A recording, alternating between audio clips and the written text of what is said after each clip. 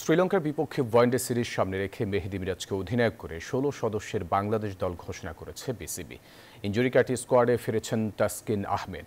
ঘরোয়া আসরের পারফর্ম বিবেচনায় সুযোগ পেলেন নাঈম শেখ। তবে সৌম্য সরকারকে নিয়ে সন্তুষ্ট নন নির্বাচকরা। আর অধিনায়ক চাইলেও স্কোয়াডে নেওয়া হয়নি রাকিবুল হাসানকে।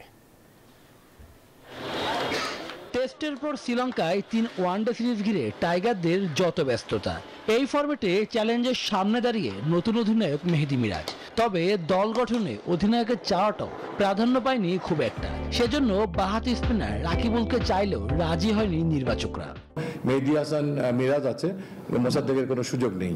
হচ্ছে অনেক শক্তভাবে সে যেন জাতীয় দলে আসে। হ্যাঁ, সেই জন্য হয়তো একটু সময় নিচ্ছি, যেন মানে ফার্স্ট ইন ফার্স্ট আউটের মতো ব্যাপারটা না ঘটে। ঠিক আছে, কারণ আমাদের এরপরে কিন্তু আর ঠিক স্বীকৃত এবং ওই মানের এখন আমরা তেমনভাবে আমাদের চোখে পড়ছে না। সো আমাদের যে কটা খেলোয়াড় আছে, স্পিনার আছে, আমাদেরকে খুব সতর্কতার সঙ্গে নিয়মিত ঘরোয়া আসরে পারফর্ম করেও স্কোয়াডে ফেরা হলো না নুরুল হাসান সোহানের। সৌম্য সরকারকে দলে না রাখার ব্যাখ্যাও দিলেন প্রধান নির্বাচক। আমরা আমাদের কাছে সৌম্য সরকার অত্যন্ত গুরুত্বপূর্ণ একজন খেলোয়াড়, বিকজ 10 বছর ইন্টারন্যাশনাল ক্রিকেট খেলার তার এক্সপিরিয়েন্স আছে।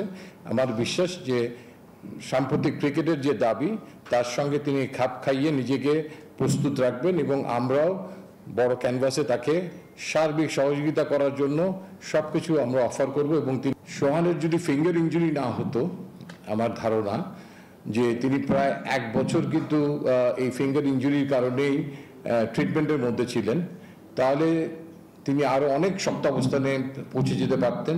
হয়তো আমরা ইন্টারন্যাশনাল ক্রিকেটে হয়তো তাকে দেখতে পেতাম, বাট অ্যাট দ্য মোমেন্ট আমার মনে হয়।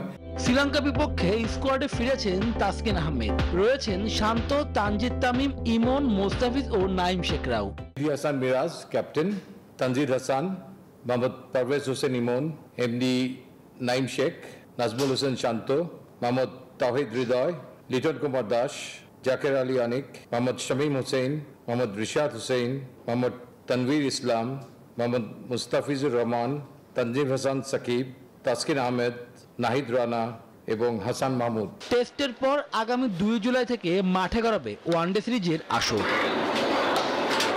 শুভদেবনাথ, নিউজ 24, ঢাকা। বান্ডেল থাকলে প্রতি সেনমানিতে টাকা বাঁচবে। বিকাশ সেনমানি বান্ডেল কিনে জিতুন প্রতি লেনদেনে।